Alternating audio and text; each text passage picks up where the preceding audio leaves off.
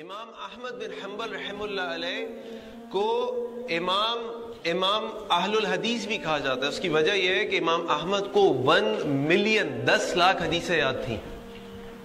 10 لاکھ حدیثیں یاد تھیں. اور 10 لاکھ حدیثیں کیسے یاد ہو سکتی ہیں؟ اس دماغ میں آ سکتی ہیں جس دماغ کے اندر ڈسٹریکشنز نہ ہو, جس دماغ کے اندر گاربیج نہ ہو, جو دماغ پیور ہو. اس میں ایک امپورٹنٹ پوائنٹ یہ ہے کہ آج ہمیں اتنی انفارمیشن مل رہی ہے کہ ہم کہتے ہیں بس یہ بھی سیکھ لیں, یہ بھی سیکھ لیں, یہ بھی سیکھ لیں. اب ہم نیشنل جغرافی کیوں دیکھتے ہیں؟ آسٹریلیا کی گائے کیسے دم ہلاتی ہیں اور افریقہ کی گائے کیسے دم ہلاتی ہیں, یہ ہمیں سکھا رہے ہوتے ہیں. اور ہم بیٹھے کے گھنٹے دیکھ رہے ہوتے ہیں کہ ان کی گائے ایسے دم کیوں ہلاتی ہے اور ان کی گائے ایسے دم کیوں ہلاتی ہے. یہ سب ڈسٹریکشن ہے, یہ سب ڈسٹریکشن ہے. ہمیں یہ ساری انفارمیشن نہیں چاہیے زندگی گزارنے کے لیے, نہ دین کے لیے نہ دنیا کے لیے. اسی لیے نبی کریم صلی اللہ علیہ وسلم کی حدیث ہے کہ اللہ کی دعا ہے کہ اللہم انی اعوذ بک من علم لا ینفع, اے اللہ مجھے اس علم سے بچا لے جس کا کوئی فائدہ نہیں ہے اور اس کا کوئی فائدہ نہیں ہے. تو امام احمد بن حنبل رحمہ اللہ علیہ کو 1 ملین حدیثیں یاد تھیں.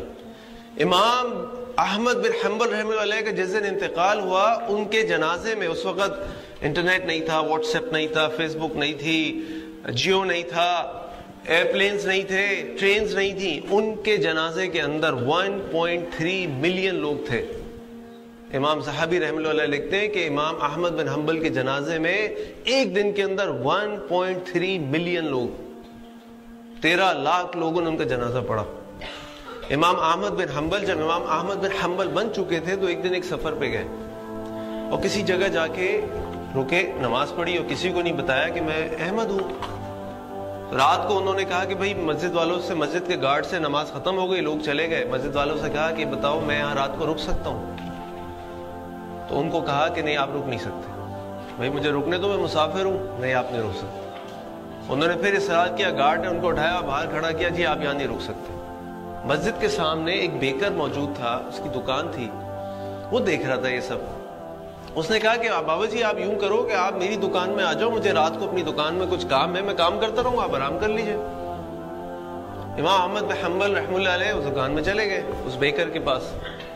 رات بھر وہ دیکھتے رہے کہ وہ بیکر مسلسل استغفر اللہ استغفر اللہ استغفر اللہ استغفر اللہ پڑھ رہا. اس سے پوچھا یہ تم عمل کیا کر رہے ہو؟ انہوں نے کہا میں استغفر اللہ استغفار پڑھ رہا ہوں. یہ تم کب سے کر رہے ہو؟ بہت عرصے سے کر رہا ہوں. کیوں کر رہے ہو؟ یہ عمل میں اس لیے کر رہا ہوں کہ میں اس استغفار پڑھنے سے مجھے فائدہ یہ حاصل ہوا کہ میری ہر دعا قبول ہوئی. تمہاری ہر دعا قبول ہوئی؟ امام احمد نے پوچھا. میری ہر دعا قبول ہوئی سوائے ایک دعا کے. ان کا وہ کیا دعا ہے؟ وہ دعا یہ ہے کہ میں امام احمد بن حنبل سے مل سکوں. اور امام احمد بن حنبل رحمہ اللہ علیہ اس کے سامنے موجود تھے, کہا میں احمد بن حنبل. یہ